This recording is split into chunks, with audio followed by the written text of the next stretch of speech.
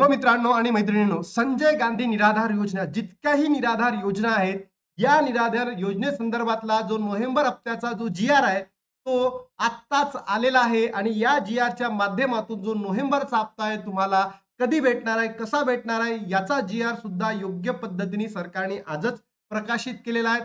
तर ही एक प्रकारची खुशखबर तुमच्यासाठी आहे. हीच घेऊन मी तुमच्या समोर आलेलो आहे. तर बघा मित्रांनो, विशेष सहाय्य योजनेतील लाभार्थ्यांना अर्थसहाय्याचे वितरण डीबीटी पोर्टलद्वारे करण्याबाबत हा जी-आर प्रसिद्ध करण्यात आला आहे.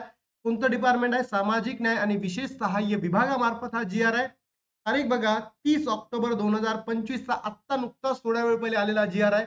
त्याच्यामध्ये सरळ सांगितलेलं आहे की कोणत्या कोणत्या योजना सहभागी आहेत. सामाजिक न्याय आणि विशेष सहाय्य विभागाअंतर्गत राज्य पुरस्कृत संजय गांधी निराधारी अनुदान योजना पहिली. दुसरी आहे श्रावणबाळ सेवा राज्य निवृत्त वेतन योजना, दुसरी योजना. त्यानंतर केंद्राच्या इंदिरा गांधी राष्ट्रीय वृद्धापकाळ निवृत्त वेतन योजना.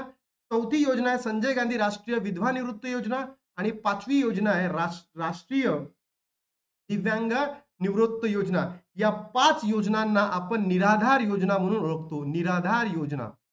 तर समजून घ्या, या जितक्याही निराधार योजनेसंदर्भातला जो नोव्हेंबर हप्त्याचा किंवा नोव्हेंबर महिन्याचा जो हप्ता होता, त्याच्या संदर्भातला हा जी-आर आलेला आहे. याच्यामध्ये त्यांनी अमाउंट सुद्धा दाखवलेली आहे. किती कोणाला कशा पद्धतीने या योजनांसाठी पैसे अलोकेट केलेले आहेत, सगळं सांगितलेलं आहे.